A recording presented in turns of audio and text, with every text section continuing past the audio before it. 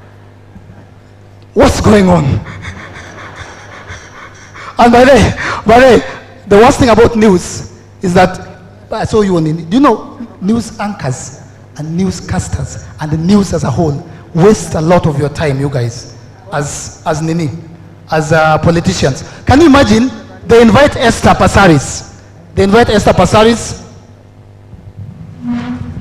They call her, "Hi Esther, we wanted to interview you, yeah? So we're just thinking the interview is at 10:45, but if you can come at 8, then during our breaks, we can inform people that you're already in the studio." Esther, come. Watu makofi Esther tafadhali. She actually comes, yeah? Asante, anakuja kwa asante sana. Unaweza kuwa na pesa ingine?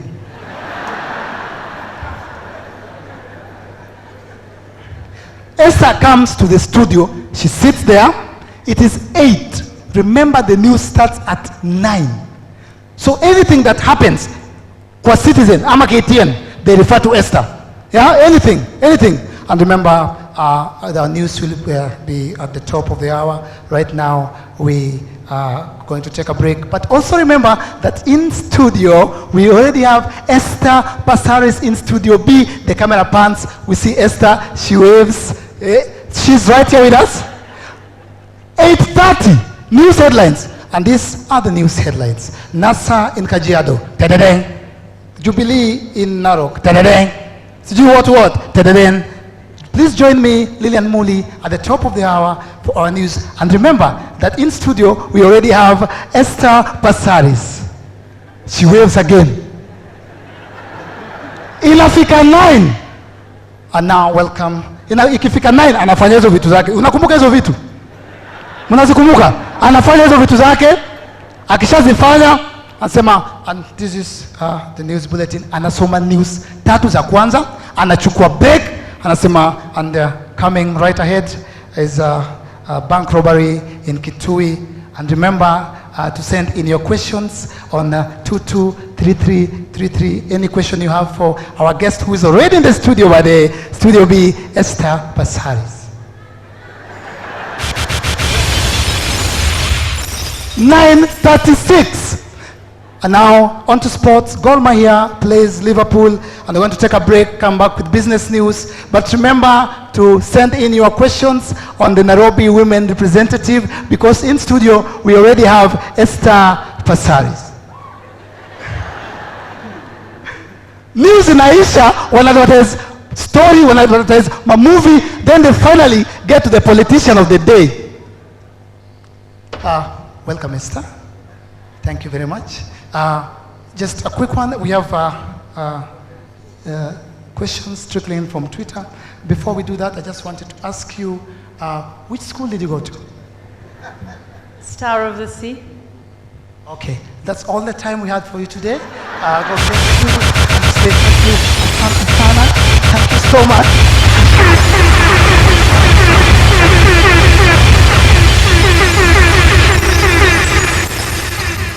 Wait, Esther, msiende hizo vitu. Endeni mkampeni. Endeni mkampeni. Wa makofi ya Esther tafadhali. Yeah? And news items, you know when I watch CNN, and I'm not complaining, I'm a Kenyan, I love my country. When I watch CNN, everything works. Everything works. Everything works. When they go live, it works. When they do SMSs, it works. Everything works. In Kenya, I don't know what the problem is. In Kenya, kwanza the worst is when they try going live. I saw yesterday. They were in Nairobi trying to go live in Mombasa. It is a tragedy. But I watched the news. I watched Catherine Kasavuli for 11 years. And until today, I've never seen her legs. But Lillian Muli, sijaiona sura yake. Kuna vitu tunaona. Na tunaungana na reporter wetu ambaye yuko Mombasa, atuelezee ni yali yaliyojiri.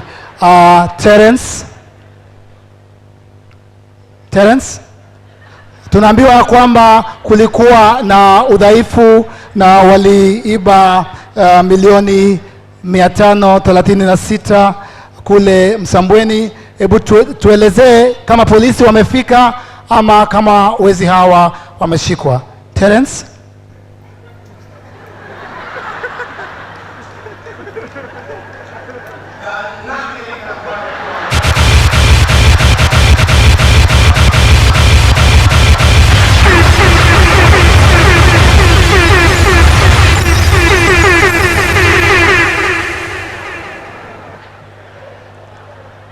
Terence, ni kama kuna itilafu kidogo.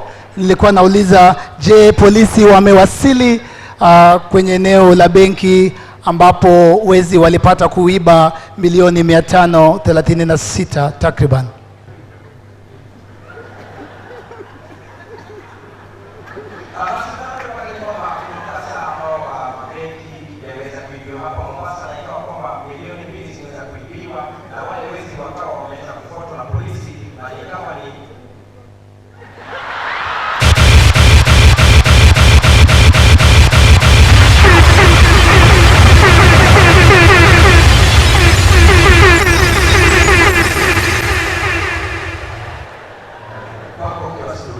Thank you very much. My name is Omondi.